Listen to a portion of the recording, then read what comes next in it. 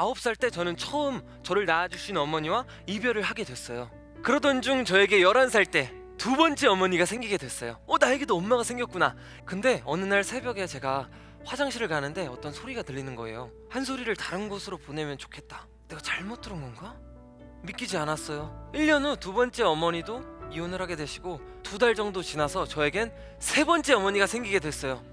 와, 이게 뭐지? 우리 아버지가 그렇게 잘생긴 얼굴은 아니었던 것 같은데? 저희 아버지가 갑작스러운 교통사고로 세상을 떠나게 되셨어요. 저는 세상에 혼자가 되었어요. 인생은 예상치 못한 순간의 연속, 희귀병입니다. 그리고 2달 정도 후면 남은 한쪽 눈도 못 보게 될 거예요. 이제 중증 시각장애인으로 살아가야 돼요. 전 제가 잘못 들은 줄 알았어요. 너무 비현실적이잖아요.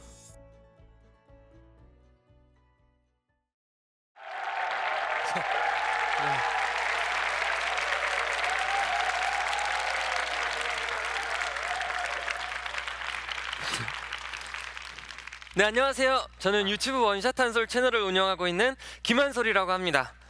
와,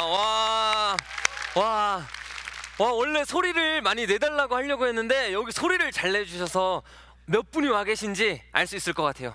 한 10,000분 정도 와 계신 것 같아요. 와, 감사합니다. 여러분은 인생에서 혹시 예상치 못한 순간을 얼마나 겪으셨나요?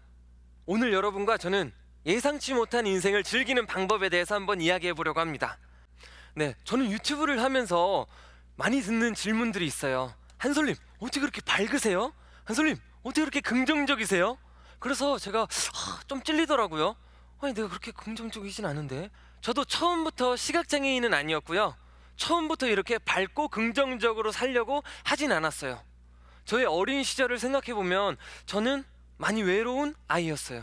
9살 때 저는 처음 저를 낳아주신 어머니와 이별을 하게 됐어요.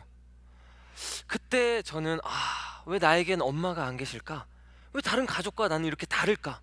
이런 생각을 많이 했었어요. 집에 와도 아버지가 출장을 많이 다니셔서 혼자 있어야 되는 시간이 많았어요. 나도 집에 가족 구성원들이 가득 찼으면 좋겠다, 이런 생각을 많이 했어요. 그러던 중 저에게 11살 때 두 번째 어머니가 생기게 됐어요. 처음엔요 그냥 좋았어요. 기뻤어요. 나에게도 엄마가 생겼구나. 이제 학교에 가서 우리 엄마가 이런 이야기를 할 생각에 엄마의 말을 잘 들어야겠다, 나는 말을 잘 듣는 아이가 돼서 예쁨을 많이 받아야겠다, 그런 생각뿐이었어요. 어머니도 잘해주셨고 저는 행복할 일만 남았구나 생각했어요. 근데 어느 날 새벽에 제가 화장실을 가는데 어떤 소리가 들리는 거예요. 한 소리를 다른 곳으로 보내면 좋겠다. 내가 잘못 들은 건가? 믿기지 않았어요. 눈치를 보는 아이가 돼가기 시작했어요. 누굴 잘 못 믿겠더라고요. 1년 후 두 번째 어머니도 이혼을 하게 되시고 2달 정도 지나서 저에겐 세 번째 어머니가 생기게 됐어요. 와, 이게 뭐지? 우리 아버지가 그렇게 잘생긴 얼굴은 아니었던 것 같은데? 그렇게 매력적이었나? 그래서 정말 이상하다. 그래, 과연 여기선 내가 잘 살 수 있을까? 그리고 걱정은 현실이 되었어요. 제가 예쁜 옷을 입으려고 할 때면 어머니가 이건 우리 아이가 입을 거니까 다른 옷을 입으렴. 제가 공부를 못하면 우리 아이가 공부를 잘하잖아, 이 아이를 봐라. 아버지와 싸울 때면 너 때문이다. 저의 자신감은 계속 사라지고 소극적인 아이가 돼가고 있었어요. 그리고 속으로만 이야기하는 사람이 돼가고 있는 거예요. 누군가 나의 이 슬픔과 힘듦, 외로움을 봐주면 좋겠다. 나도 나의 이야기를 누군가한테 하고 싶은데 너무 힘들다.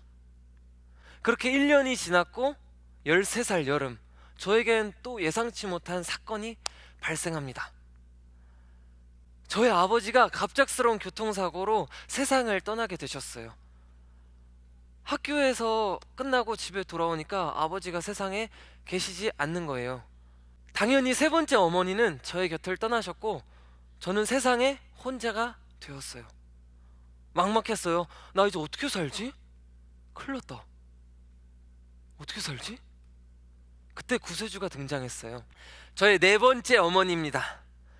네, 저의 네 번째 어머니는요 큰어머니와 큰아버지였어요.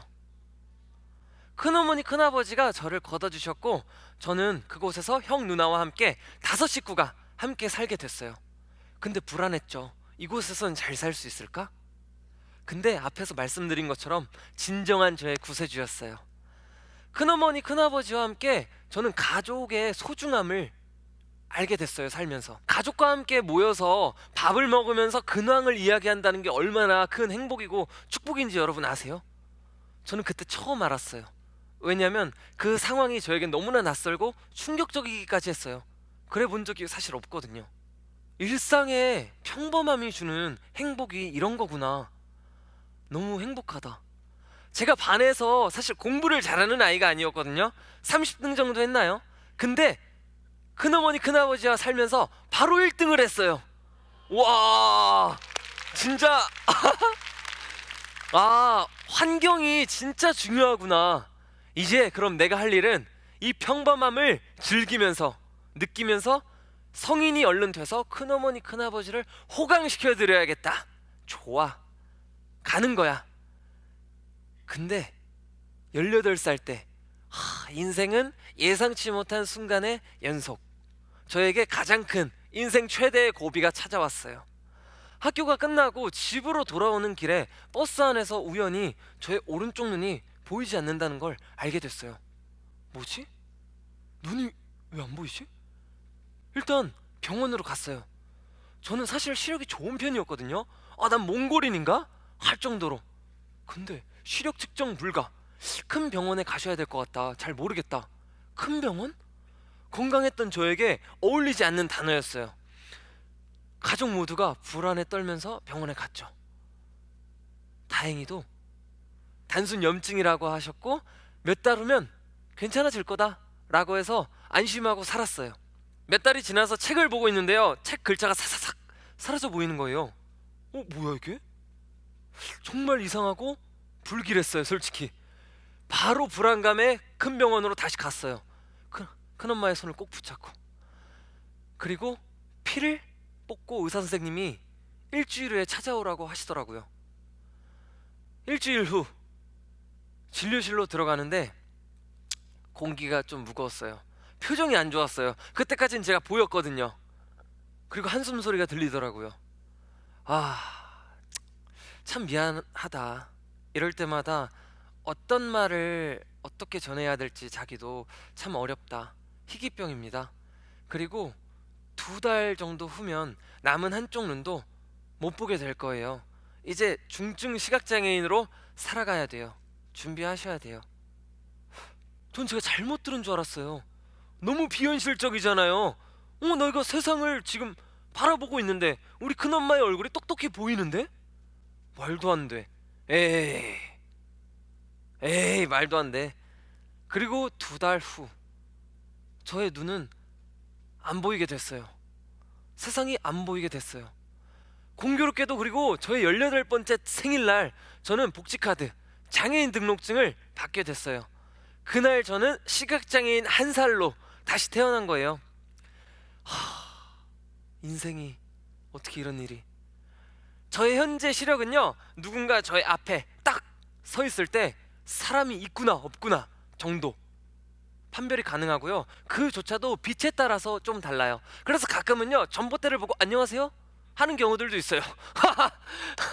그래서 그래서 처음에는 근데 이게 적응이 안 되니까 내 인생은 끝났구나, 망했다, 행복해야 되는데. 1~2달 동안 누워만 지냈어요. 학교도 자퇴했고요. 핸드폰도 못하지, 컴퓨터도 못하지, 큰엄마 큰아빠 얼굴도 안 보이지. 밖에 나가봤는데 길도 잃었지. 근데 그때 어떤 소리가 들리더라고요. 누군가의 울음소리였어요. 처음 듣는 큰엄마의 울음소리. 그때 머리를 한 대 딱 맞은 것 같았어요. 제가 어릴 때 누군가 나의 슬픔과 힘듦을 봐줬으면 좋겠다고 했었는데 나는 정작 나를 행복하게 해준 그 누군가의 슬픔과 힘듦을 보지 못했구나. 너무 미안했어요. 그리고 이렇게만 있으면 안 되겠다라는 생각이 딱 들었어요. 좋아, 해보자. 다시 해보자. 어떻게 해야 될진 모르겠지만 해보자. 나한테는 여전히 4개의 감각이나 남아있잖아. 좋아, 점자를 배우기로 결심했어요. 사실 처음엔 점자를 배우기가 너무 싫었어요. 왜냐면 TV를 보면 장애인이 너무나 불쌍하고 안타깝게만 나왔거든요. 그걸 보면서 나도 그럼 이제 안타까운 사람이 된 건가? 라는 생각이 들면서 싫더라고요. 그거 알죠? 띠리리리 리리 오늘도 한솔이는 꿈을 향해 달려갑니다. 아, 이거 내가 그 주인공이 된 건가? 아씨, 어떡해. 아니야, 나는 그런 사람이 안 될 수도 있는 거잖아.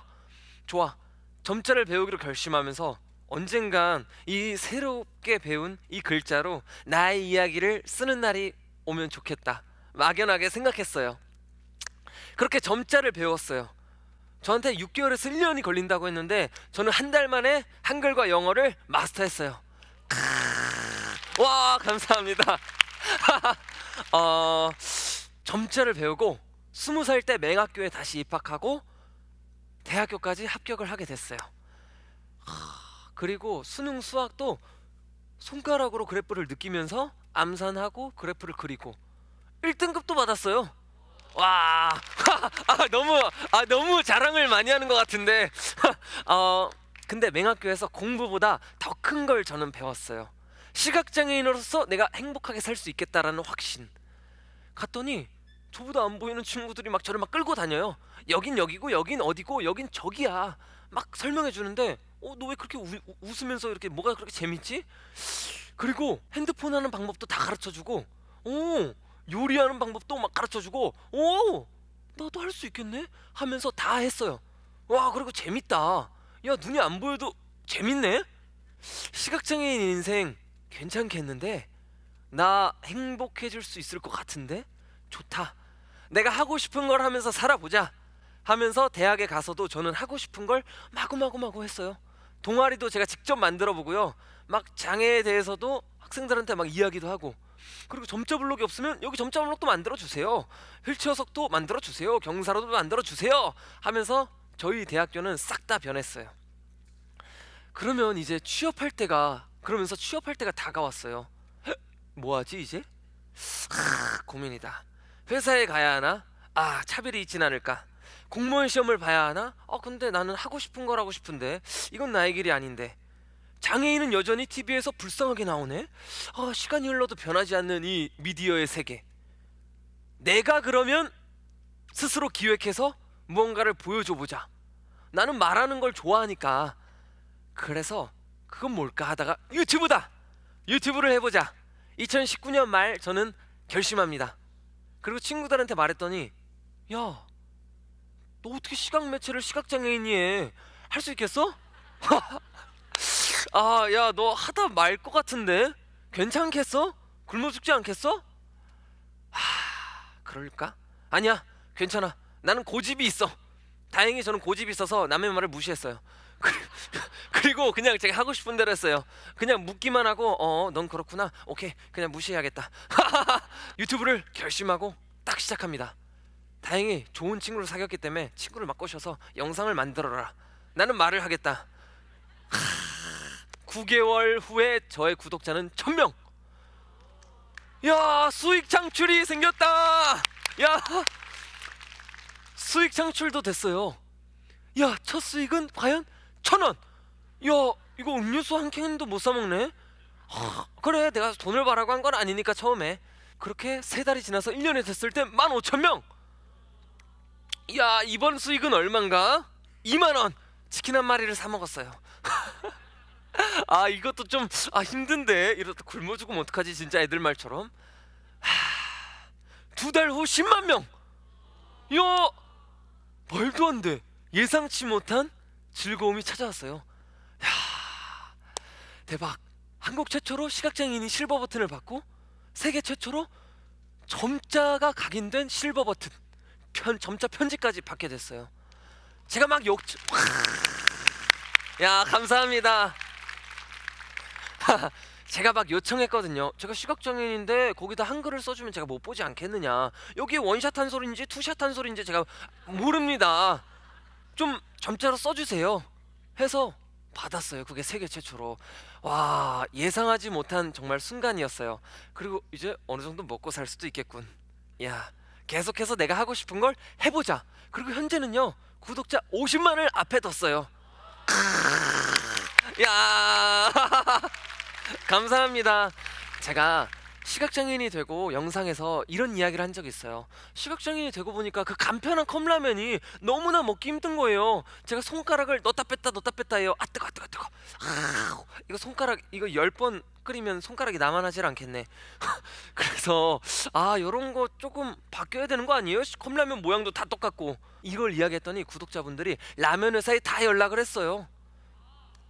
그러면서 라면 회사에서 저한테 또 연락이 왔어요. 같이 점자도 만들었어요. 편의점에 가시면요, 컵라면에 자세히 보세요. 모든 건 아직 아니지만 어떤 컵라면들은 점자가 막 있어요.